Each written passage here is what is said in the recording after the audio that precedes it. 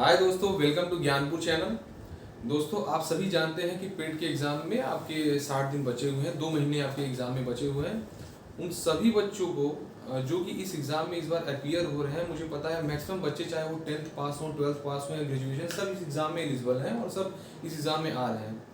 दोस्तों, आप 2 मिनट भी आप बीच में जो वीडियो लोग बढ़ा देते हैं, आप वीडियो बढ़ाइएगा नहीं। कुछ चीज़ें बहुत ज़रूरी बताने जा रहा हूँ, आप उन बातों को समझिएगा पहले कि क्यों मैं ज़रूरी है, क्यों सुनना आपके लिए ज़्यादा ज़रूरी है। दोस्तों, इस एग्ज़ाम को आप ये मान के चलिए कि ये एग्ज़ाम कोई जनरल एग्ज़ाम नहीं है, जैसे लोग इसको एलिजिबिलिटी एग्ज़ाम ले लेते हैं। ये कोई एलिजिबिलिटी एग्ज़ाम नहीं है।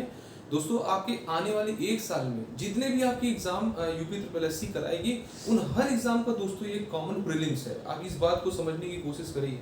ये बात क्यों इतनी ज़रूरी है कि लोग इसको एलिजिबिलिटी टेस्ट समझ के पेपर दे रहे हैं, बट ये नहीं समझ में आ रहा है उनको कि ये जो एग्जाम है दोस्तों, ये एक तरीके प्रीलिम्स एग्जाम है, आपका प्री एग्जाम है किसी भी एग्जाम का।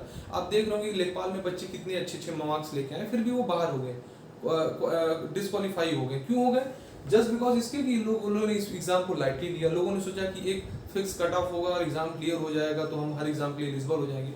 दोस्तों, आप ये सोचिए कि यदि किसी एग्जाम में यदि 100 वैकेंसी आएगी, तो अब ये विभाग की दिक्कत है या क्या है वो अलग बात है। 100 वैकेंसी आएगी दोस्तों, तो सोचिए वो मुश्किल से 15 गुना लोगों को, यानी कि लगभग 1500-2000 लोगों को क्वालिफाई करेंगे। तो सोचिए आप वहाँ पे कहाँ स्टैंड करेंगे? आप नहीं स्टैंड करोगे वहाँ पे, क्योंकि इस बार के एग्जाम में पिछली बार तो बहुत से लोगों को ना अवेयरनेस थी, लोगों को पता नहीं था। 17-18 लाख लोगों ने एग्जाम दिया था। इस बार दोस्तों जो है प्रेडिक्शन है अप्रॉक्स 30 लाख के आसपास लोग इसका एग्जाम देंगे। इस एग्जाम की ये सब बातों को आप समझने की कोशिश करिए। ये एग्जाम दोस्तों आपके आने वाले जो भी आपके सबसे पहला वैकेंसी जो दोस्तों आपके आने का है इस पेट के थ्रू, वो पूरी उम्मीद है लोअर पीसेस की वैकेंसी आने वाली है। 1000-1200 तक की आपकी वैकेंसी इस पोस्ट के लिए आने वाली है, ठीक है। उसमें प्रीलिम्स क्या होगा? ये पेट है। ये पेट एग्जाम क्या है? उस लोअर पीसेस का प्रीलिम्स है। इस बात को आप समझिए, जो लोअर पीसेस की वैकेंसी पेट के थ्रू आने वाली है, ये उस लोअर पीसेस का एक तरीके से प्रीलिम्स एग्जाम है। अब सोचिए यदि वहाँ 1000 वैकेंसी आएगी, 15 गुना को क्वालिफाई करेंगे, तो वो लास्ट कट ऑफ को भी वो शामिल करते हैं, तो 15 गुना से यानी कि 15 गुना की जगह वो लगभग 20 गुना लड़के क्वालिफाई हो जाते हैं। तो सोचिए कि उस 20,000 में आपको जगह बनानी है। और लोअर पीसेस का दोस्तों आप ये समझिए कि एग्जाम कम से कम उसमें 8 से 10 लाख लड़के अप्लाई करेंगे।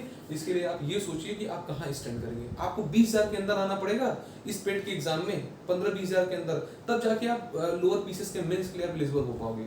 आपको अच्छे तरीके से बता दूं, इसके बाद आपके लोअर पीसेस का एग्जाम आने वाला है। आपकी जूनियर असिस्टेंट की वैकेंसी आनी है। वीडियो के लगभग 1800 पोस्ट आपके और आने के हैं। और दोस्तों इसके लिए और भी बताएं तो लेखपाल के भी 4000 जो वैकेंसी आने के चांसेस है, वो मुझे लगता है वो नेक्स्ट ईयर में ही आएगा। बट ये सब वैकेंसी सोचिए कि लाइन में है, ये सब वैकेंसी इस पेट के थ्रू आनी है। और ये सब उन सारे जो दोस्तों एग्जाम आपके मेंस होने वाले हैं, उनका ये दोस्तों ये पेट एग्जाम क्या है? एक तरीके से प्रीलिम्स एग्जाम है। इस बात को आप समझने की कोशिश करिए। जो बच्चे इस एग्जाम को लाइटली ले रहे हैं वो परेशान हो जाएंगे। एक एग्जाम से दोस्तों आप जाएंगे, ये एग्जाम आपका खराब गया तो आप ये समझिए दोस्तों कि आप साल भर बैठे रह जाओगे। आप यूपी ट्रिपल एससी की कोई एग्जाम में आप भाग नहीं ले पाओगे, आप एलिजिबल ही नहीं हो पाओगे इस एग्जाम के लिए। इस एग्जाम को आपने लाइटली लिया, पूरी जान झोंक दो यार इस एग्जाम के लिए। ये एग्जाम ऐसा है, आप समझिए ये एक एग्जाम अच्छा गया तो आने वाले जितने एग्जाम हैं आप हर एग्जाम के लिए एलिजिबल हो जाओगे। हर एग्जाम में आप लड़ाई लड़ोगे। इस एग्जाम को आप एकदम दम लगा के, पूरा जान लगा के यार अपना एग्जाम दो। ये 2 महीना इस तरीके से आप पढ़ो दोस्तों कि आपको एक एक टॉपिक इस तरीके से तैयार करो कि आपकी एक भी क्वेश्चन छूटने ना पाए। आपकी तैयारी ऐसी होनी चाहिए इस एग्जाम के लिए। मैं आपको बता दूं कि दोस्तों यदि आपको लोअर पीसेस की वैकेंसी में मेंस के लिए क्वालिफाई होना है, तो मैं आपको बता दूं, आप यदि छोटा मोटा टारगेट लेके चल रहे हैं तो आपका काम नहीं होने वाला है। कम से कम 90 नंबर का आपका टारगेट लेके आपको चलना पड़ेगा दोस्तों। कम से कम 90 नंबर। पेट में आपका 90 नंबर से कम है तो आप समझिए कि आप लोअर पीसेस में भी आप गड़बड़ा सकते हैं। पिछली बार का पेपर आप लोगों ने देखा होगा दोस्तों, तो काफी आसान पेपर आया था। मैंने काफी एनालिसिस किया, दोनों शिफ्ट के मैंने पेपर एनालिसिस किए। मैं आपको बता दूं दोस्तों, जो आपका जो जीएस का सेक्शन आया हुआ था आपके पेट के एग्जाम में, चाहे वो हिस्ट्री हो, ज्योग्राफी हो, इकोनॉमी हो, पॉलिटी हो, साइंस है, या फिर आपकी जीएस का जो सेक्शन है, ठीक है, और करंट अफेयर्स हो गया, ये जो दोस्तों टॉपिक है ना, इतने में यदि मैं जीएस की टॉपिक की बात करूं तो हार्डली दोस्तों 2-4 क्वेश्चन आप छोड़ दो, सारे क्वेश्चन आपके लूसेंट से आए हुए थे। लोगों को लगता है कि लोग नई नई किताबें पढ़ते हैं, बड़ी बड़ी मोटी मोटी किताबें पढ़ते हैं, लेकिन मैं आपको बता दूं दोस्तों, ये जितने टॉपिक दे रखे हैं लूसेंट में, सब चीज मैं आपको बता रहा हूँ, 1 से 2 क्वेश्चन दोस्तों केवल बाहर से आया था। सारे क्वेश्चन आपके लूसेंट से आए हुए थे आपके पेपर में। नहीं विश्वास है, आप जाके लूसेंट खोलो, नई वाली लूसेंट, उसमें आप एक एक क्वेश्चन आप मैच कराओ। मेरी बातों में अपना विश्वास करो भाई, अब जाके खुद चेक करो ना। लोगों को लगता है कि यार क्वेश्चन इधर से उधर से आ रहे हैं, आप 2 बार 3 बार लूसेंट पढ़ोगे तो आपसे क्वेश्चन बनेगा? एक भी क्वेश्चन आपका नहीं बनेगा एग्जाम में। लूसेंट को कम से कम 8 से 10 बार आपको रिवाइज करना पड़ेगा, back to back. Back to back मैं आपको क्यों बोल रहा हूँ, क्योंकि आप लूसेंट ऐसी किताब है भाई, आप पढ़ के 3 बार भी यदि 1 महीना छोड़ दोगे तो सब जीरो बटा सन्नाटा हो जाएगा। आप इस बात को समझो मैं क्यों बोल रहा हूँ। आप एक किताब लूसेंट को 8 से 10 बार बैक टू बैक पढ़ लो एग्जाम के पहले, मैं आपको बोल रहा हूँ कोई रोक नहीं सकता आपको इस एग्जाम में, कोई रोक नहीं सकता आपको इस एग्जाम में। बस आप लूसेंट को इस तरीके से पढ़ो, 9 से 10 बार आपको लूसेंट पढ़ना है एग्जाम से पहले। और इसके अलावा दोस्तों इस पेपर में जो भी सिलेबस में दे रखा है टू द पॉइंट, आप इस चीज को समझिए क्यों मैं बोल रहा हूँ। लूसेंट पढ़िए, लूसेंट में भी आप क्या करिए, जो आपके सिलेबस में लूसेंट में दे रखा है आपके सिलेबस के अकॉर्डिंगली आप लूसेंट पढ़िए। क्योंकि आपके अभी आपका टारगेट क्या, पूरा लूसेंट मत पढ़िए आप, जो आपके सिलेबस में मेंशन है, सिंधु घाटी सभ्यता मेंशन है उसको आप लूसेंट से वैसे पढ़ो, वैदिक सभ्यता मेंशन है आप उसको पढ़ो, बौद्ध जैन धर्म मेंशन है उसको लूसेंट से पूरा पढ़ लो। बीच में और भी चीजें छोटी मोटी आएंगी, आप उनको स्किप करो यार। इन्हीं टॉपिक को आप लूसेंट से कम 10 बार पढ़ो। और आप पिछले बार के आप दोनों पेपर आप उठा के देख लेना, मैं देखा हूं इसके लिए मैं बोल रहा हूं, आप नहीं देखे हो आप इसलिए आप अलग अलग से बातें सुनते हो भाई। मैं कोई पेड कोर्स नहीं चला रहा हूँ यार, फ्री ऑफ कॉस्ट मेरे वीडियो लेक्चर्स हैं। अभी इधर भी मैं, चूंकि मेरी तबीयत खराब हो गई थी, टाइफाइड हो गया था, लगभग 1 महीने मैं बिस्तर पे रहा था, तबीयत बहुत खराब थी। अब मैं रिकवर हुआ हूँ तो मैं इन सब चीज़ों के लिए फिर से वीडियो अपना स्टार्ट किया हूँ। दोस्तों मैं जो बातें बोलता हूँ मैं एनालिसिस करके बोलता हूँ, उसको चेक करके बोलता हूँ। मैं कोई पेड कोर्स नहीं बेच रहा हूँ, इधर उधर में की बातें मुझे आपसे नहीं करनी है। मैं टू द पॉइंट बातें करता हूँ, जो मेरे पहले के बच्चे हैं वो मुझे जानते हैं, मैं टू द पॉइंट ही बातें करता हूँ। अब मैं जो बातें बोल रहा हूँ आपको नहीं विश्वास है, पेपर के एक एक क्वेश्चन को आप मैच कराइए, लूसेंट वो नहीं मिलेगा तो मैं क्या बताऊँ आपको, आप एक बार चेक करिए उन सब चीज़ों को। हाँ हो सकता है 1 2 क्वेश्चन 3 क्वेश्चन आपको अलग से मिल जाएंगे। हाँ एक बात और मेंशन करना चाहूंगा दोस्तों, ये जो आपका पेट का एग्जाम हुआ था, चूंकि फर्स्ट टाइम एग्जाम हुआ था तो इन्होंने लेवल भी थोड़ा सा नीचे रखा था, लेकिन इसका मतलब ये नहीं कि हम लूसेंट को बॉयकॉट कर देंगे। आपको लूसेंट करना ही है, वो तो बेसिक बुक है, वो तो आपको पढ़नी ही पढ़नी है भाई, ठीक है, आप उसको तो करिए ही करिए। लेकिन हो सकता है चूंकि अब सेकंड टाइम एग्जाम हो रहा है तो लेवल ये कुछ थोड़ा सा बढ़ा सकते हैं पेपर का, बट इसके लिए हमें क्या करना है, कुछ नई चीजें पढ़नी पड़ेंगी। जैसा भी होगा दोस्तों मैं topic wise to the point, और भी जो अलग अलग बुक्स के दोस्तों अच्छी बुक्स के कंपाइलेशन है, मैं वहां से मैं प्रॉपर सोचूंगा कि इसके लिए मैं वीडियो में लेके आऊंगा। जैसे सिंधु घाटी का चैप्टर है तो दोस्तों 2-3 बुक से कंपाइल करके जो भी अच्छे इंपॉर्टेंट फैक्ट्स मुझे लगते हैं मैं सिंधु घाटी सभ्यता के वो फैक्ट्स बता दूंगा। फिर वैदिक सभ्यता का चैप्टर है, उस पर जो अलग अलग बुक्स दोस्तों अच्छी बुक्स हैं मार्केट में, मैं उनसे पढ़ के कंपाइल करके आपको वैदिक सभ्यता का एक वीडियो बना दूंगा। तो ऐसी चीजें लेके आऊंगा दोस्तों जो आपके लिए एग्जाम के लिए एकदम बेनिफिशियल रहेंगी। आप ज्यादा पढ़ने की कोशिश मत करिए, क्योंकि आप सोचिए पढ़ाई का कोई अंत नहीं है। अब आप जो भी आज पढ़ रहे हो, आप जो भी आज के दिन पढ़ रहे हो, 2 महीने बाद आप उन चीजों को एग्जाम के टाइम पे आप रिवाइज नहीं कर पाओगे, समअप नहीं कर पाओगे, तो आपके पढ़ने का कोई मतलब नहीं रह जाएगा। आप स्टार्टिंग में लोग क्या करते हैं, अलग अलग बुक्स पढ़ते हैं, अलग अलग चीजें पढ़ते हैं, कुछ चाहते हैं ढेर सारा पढ़ लें, बट इसका मतलब आप ढेर सारा पढ़ तो लोगे लेकिन एग्जाम टाइम में आप रिवाइज नहीं कर पाओगे, और जब आपका रिवाइज नहीं होगा तो आपका पढ़ना जीरो हो जाएगा। इस बात को आप समझिए, इसीलिए मैं बोल रहा हूँ ज्यादा टाइम नहीं है, जो पहले से आप लोगों ने चीजें पढ़ रखी हैं उनको रिवाइज करिए। लूसेंट नहीं पढ़ा है तो भाई लूसेंट तो पढ़ना पड़ेगा, उसके बिना काम नहीं चलेगा, लूसेंट आप पढ़िए। उसके अलावा दोस्तों टॉपिक वाइज वीडियो मैं इस पे लेके आऊंगा। ये सब चीजें अभी लूसेंट के बारे में मुझे बताना क्यों जरूरी था, क्योंकि जिन्हें नहीं पता है वो उस बुक को बहुत हल्का समझते हैं। आप भाई उसको बिल्कुल हल्का ना समझिए। कोई भी एग्जाम हो, चाहे आपका यूपीपीएससी का एग्जाम क्यों ना हो, आपका यूपीपीएससी आरओ का भी एग्जाम कंडक्ट कराता है दोस्तों। मैं बता रहा हूँ यदि आपने पढ़ा है तो 60% क्वेश्चन आरओ में या यूपीपीएससी में आपके लूसेंट से आते हैं। नहीं पता है तो आप देखो ना, उसको चेक करो ना, क्वेश्चन आपको चेक करो, आपको आइडिया लग जाएगा कि मैं गलत बोल रहा हूँ सही बोल रहा हूँ। 50% क्वेश्चन या लूसेंट से आते ही हैं, आप इस बात को समझो। बाकी कुछ क्वेश्चन घटना चक्र से बन जाते हैं, तो इसलिए बोल रहा हूँ क्योंकि एनालिसिस किया हूँ, ठीक है। अब देखिए जो बातें दोस्तों मैं बताना चाह रहा हूँ उस बात को आप समझने की कोशिश करिए। दोस्तों इस एग्जाम में मैथमेटिक्स का भी बहुत वेटेज है, बहुत ज्यादा वेटेज है, आपको पता है 20 क्वेश्चन का पर डीआई आता है। और मैथ के जो लड़के बहुत ज्यादा पढ़ रहे होंगे, प्रॉफिट लॉस, परसेंटेज, डिस्काउंट, एसआईसीआई, बहुत ज्यादा यार भागने की जरूरत नहीं है। आप सिलेबस को देखो, 5 नंबर में क्या दे रखा है, उस 5 नंबर में बहुत छोटे छोटे टॉपिक दे रखे हैं, 4-5 टॉपिक है, पढ़ के खत्म करो। मेन फोकस आपको डीआई में करना है। पिछली बार का जो डीआई आया था, आसान डीआई आया था, थोड़ा सा कैलकुलेटिव था, बट कॉन्सेप्ट कुछ नहीं था, क्वेश्चन उस पर अच्छे नहीं बने थे। आप इस पे मेहनत करो, ये आप 25 नंबर पहले पक्का करो, इस 25 नंबर को आप एकदम थाम लो, इस तरीके से आप इसको तैयारी करो।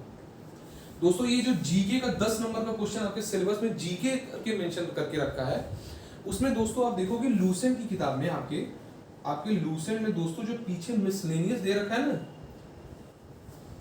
आपके दोस्तों मिसलेनियस दे रखा है, इसका 70% मिसलेनियस आप पढ़ लोगे ना, तो दोस्तों इस टॉपिक का जो 70% क्वेश्चन है ना आपका बन जाएगा।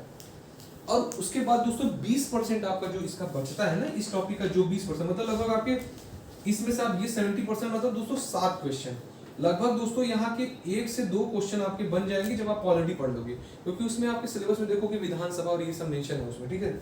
1 से 2 क्वेश्चन आपके पॉलिटी वाले टॉपिक से कॉमन मिल जाएंगे, 1-2 क्वेश्चन और जो आपके मिसलेनियस से कंप्लीट हो जाएगा। तो ये टॉपिक के लिए आपको लूसेंट का मिसलेनियस बढ़िया से पढ़ लेना है। आ जाते हैं दोस्तों करंट अफेयर्स पे, 10 नंबर का है, एकदम छोड़ नहीं सकते हैं, बहुत अच्छे से पढ़ने की जरूरत है।